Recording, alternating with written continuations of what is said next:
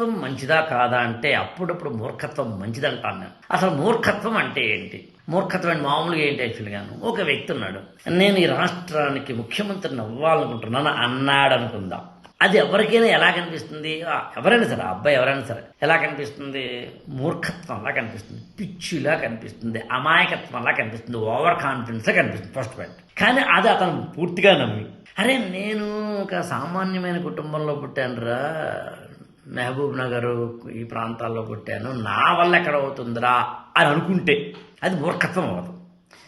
Conscious mind ఏం చేస్తుందంటే ప్రతిసారి నేను అలర్ట్ చేస్తుంది, ఏయ్ నీ వల్ల కాదు, ఏయ్ నువ్వు చెయ్యలేవు, ఓయ్ మానవుడికి పరిమితులు ఉంటాయి, ఓయ్ గతంలో నువ్వు ఇలా చేసి తన్నులు తిన్నావు, ఓయ్ నువ్వు గతంలో ఇలా చేసి కింద పడ్డావు, అర్రె నీ వల్ల కాదని మనసుకి ఎప్పుడూ కూడా కాన్షియస్ మైండ్ చెబుతూ ఉంటుంది. You can't. అన్కాన్షియస్ మైండ్ ఏం చేస్తుందంటే యూ క్యాన్ అంటుంది. ఈ రెండిట్లోంచి పుట్టిందే సబ్ కాన్షియస్ మైండ్లోంచి వచ్చిన పర్సనాలిటీ.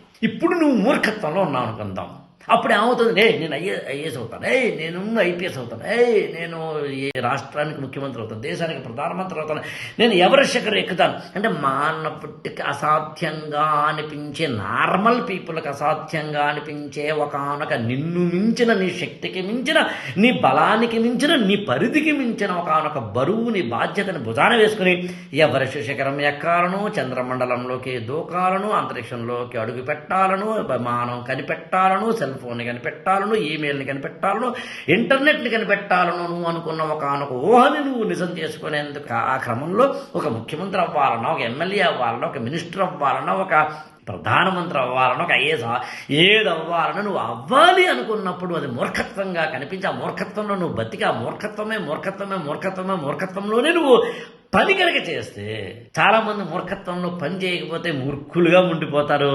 పనిని కనుక దాన్ని యాడ్ చేస్తే, కర్తవ్యాన్ని యాడ్ చేస్తే, నీ టాస్క్ని కనుక ఇస్తే, అంటే పని చేసుకుంటూ మూర్ఖుడిగా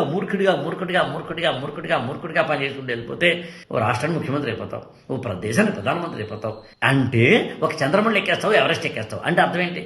మూర్ఖత్వం కూడా మంచిదే, కానీ ఈ మూర్ఖత్వం నిన్ను అటువైపు మళ్ళిస్తోందా అంటే విజయం వైపు, లేదా మూర్ఖుడిగా ఉంచేస్తోందా అన్నదే పాయింట్. అది అర్థం చేసుకుంటే ఆ పాయింట్కి అటు వెళ్ళిన వాళ్ళే మూర్ఖులే ఇక్కడ మొనగాళ్ళయ్యారు, మొనగత్తెలయ్యారు. మన ఛానల్ని లైక్ చేయండి, షేర్ చేయండి, సబ్స్క్రైబ్ చేయండి.